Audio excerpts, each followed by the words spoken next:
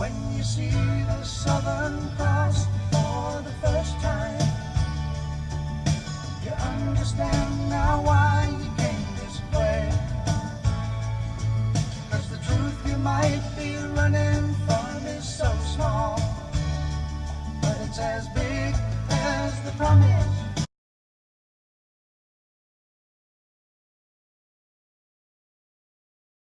Hi, welcome to Kia e-Niro Diaries. I'm not a very good diary maker lately. It's been about 3 weeks, I think, since I've recorded anything. There are lots of really good reviews around at the moment. There's a guy in the UK called EV Man, and he's, I think in the last week or so, done an interesting review on the e-Niro.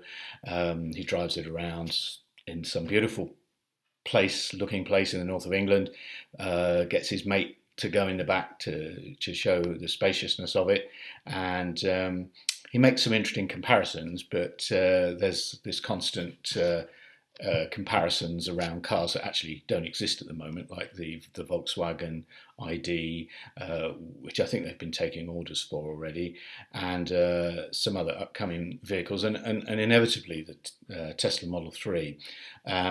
But you know, it's really not a fair comparison, because if I could afford or had a Tesla Model 3, I wouldn't do what I need to do with a car here, which is throw lots of rubbish in the back and take it to the déchetterie, as we say in France, when we do our recycling. We live in a rural place, and most people around here seem to have hatchbacks and estate cars and SUVs, whatever you want to call them, sort of practical cars. And a Model 3 is far too posh, I think, to do that kind of thing with. Anyway, what we did last week, I'd never let the car go below 20% or 16% or something like that charge.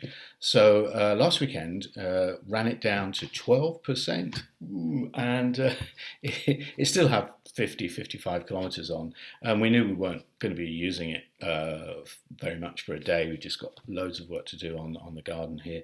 So plugged it in, and actually it was about the third day of us having our solar panels connected. So we were quite interested to see if the car charges at about 2.2 kilowatts when I plug it into the normal mains, and even when it's sunny, I'm getting about 1.5 kilowatts out of the panels, and it was a very cloudy and drizzly kind of weekend, so it sort of helped a little bit.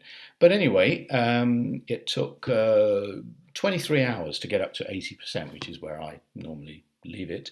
And to be honest, this week we've only done I've been to Poitiers and back, taking Mrs. e-Niro to the airport. She's gone back to Brexit-stan, as I call it these days.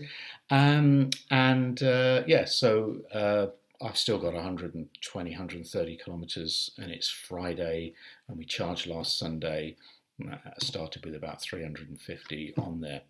So anyway, interesting this week on the BBC website, there was a survey done that apparently only about a quarter of people in the UK would ever consider an electric car, and because they don't go very far on the batteries, and the batteries wear out after 2 or 3 years. Look at my cell phone. I've had it for 2 years and the batteries have already run out. Well, that's a different kind of thing, as we know, as anyone who drives an electric car knows. And obviously, I realise I'm probably preaching to the choir here, but some of the comments on the BBC website, the usual stuff about, I'm never going to give up my diesel for one of those things, and there's nowhere to plug in, and there's plugs everywhere, man. There's just plugs all over the place. Some really funny ones, like one guy said, "How am I going to get from Yorkshire to Devon in 5 hours in an electric car?" And you're thinking, everyone may be wondering about what car he drives. I made the comment that, what's your bladder like, man? Because, 3 hours in a car, and that's me, I need a break. So anyway, that's really good. A website I look at called Inside EVs, which you may know about, and they did an interesting comparison this week between, they said, how does a 2012 model, Tesla Model S, can stack up against one of the brand new Audi e-Trons? And you think, well, that's really not fair, because an e-Tron is a brand new vehicle. It's got a 95 kilowatt hour battery. Things have moved on since 2012 in the world of electric vehicles. But interestingly, the Tesla Model S is a big, heavy saloon car. The Audi e-Tron is a big, heavy SUV.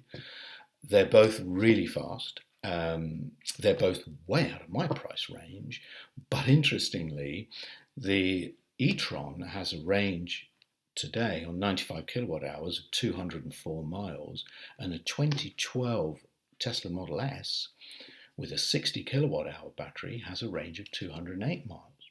And if you wanted to make a fairer comparison with a more recent Model S with the same size battery, you're talking about a range of 270, 280 miles comfortably. In fact, the bigger Teslas are now comfortably over 300 miles.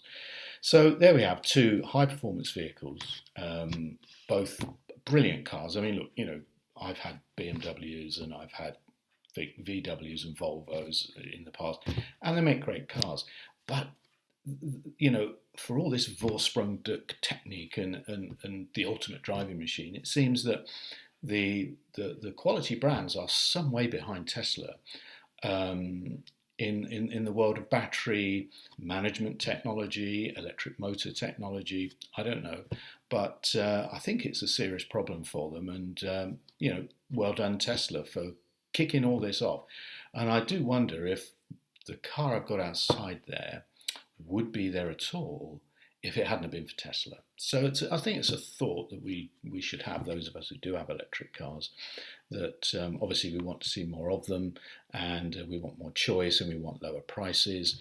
But without Tesla, forcing the issue, and electric cars are great. Anyway, that's enough rambling. I'm going to go outside now and throw some stuff in the back of the Niro, because I've got to go to the déchetterie. Bye. And here is this dirty car. Don't these local pigeons know that this is an EV and they shouldn't be doing their business on it? Anyway, it's very dirty, as you can see. And this is how we use it. So some rubbish to be recycled, a strip light I've taken out of the hanger, because we've now got LEDs in there. That's where the Kia sits when we're not when it's charging up and when we're not driving it. So off to the tip now, and somebody's talking to me. What do you want? Yeah, I know. Gotta go.